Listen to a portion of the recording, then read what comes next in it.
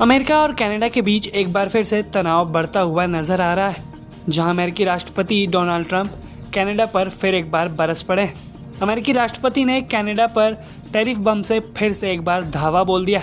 इस बार दोनों देशों के बीच बढ़ते तनाव के बीच का मुद्दा है दोनों देशों का विमान उद्योग। दरअसल राष्ट्रपति डोनाल्ड ट्रंप ने कनाडा में बने सभी विमानों पर 50% का टैरिफ ठोकने की धमकी दे दी। राष्ट्रपति ट्रंप ने कहा कि अमेरिका कनाडा में बने सभी विमानों पर 50% आयात शुल्क यानी टैरिफ लगा सकता है। इसके साथ ही उन्होंने ये भी कहा कि कनाडाई विमान निर्माता बॉम्बार्डियर के विमानों की अमेरिका में मान्यता यानी सर्टिफिकेशन को रद्द किया जा रहा है। ये कदम तब तक जारी रहेगा जब तक कनाडा अमेरिकी कंपनी गल्फस्ट्रीम के कुछ विमानों को प्रमाणन नहीं देता है। ट्रंप ने खुद के social media platform truth social पर लिखा कि अगर गल्फस्ट्रीम के विमानों को तुरंत मंजूरी नहीं दी गई तो अमेरिका कनाडा से आने वाले हर विमान पर भारी टैरिफ लगाएगा। ट्रंप ने अपनी पोस्ट में लिखा कि इस तथ्य के आधार पर कि कनाडा ने गलत तरीके से गैरकानूनी रूप से और लगातार गल्फस्ट्रीम 500, 600, 700 और 800 जेट विमानों को प्रमाणित करने से इनकार किया है, जो अब तक बनाए गए सबसे बेहतरीन और सबसे आधुनिक विमानों में से एक है।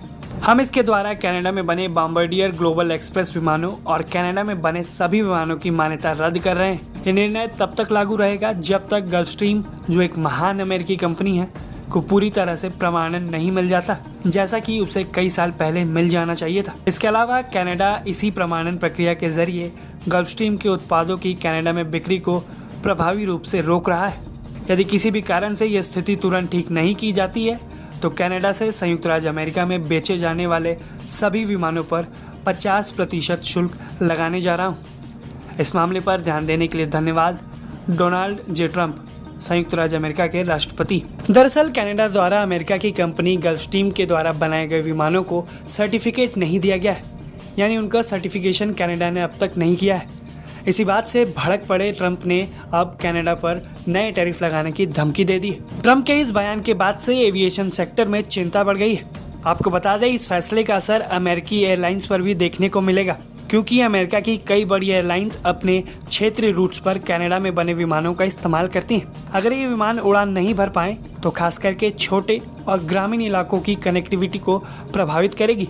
ट्रंप के बयान के बाद कनाडाई कंपनी बॉम्बार्डियर ने कहा कि उसने अमेरिकी राष्ट्रपति के बयान पर ध्यान दिया है और वो कनाडा सरकार के संपर्क में है। कंपनी को उम्मीद है कि ये मामला जल्द सुलझ जाएगा ताकि हवाई यात्रा और यात्रियों पर इसका नकारात्मक असर ना पड़े।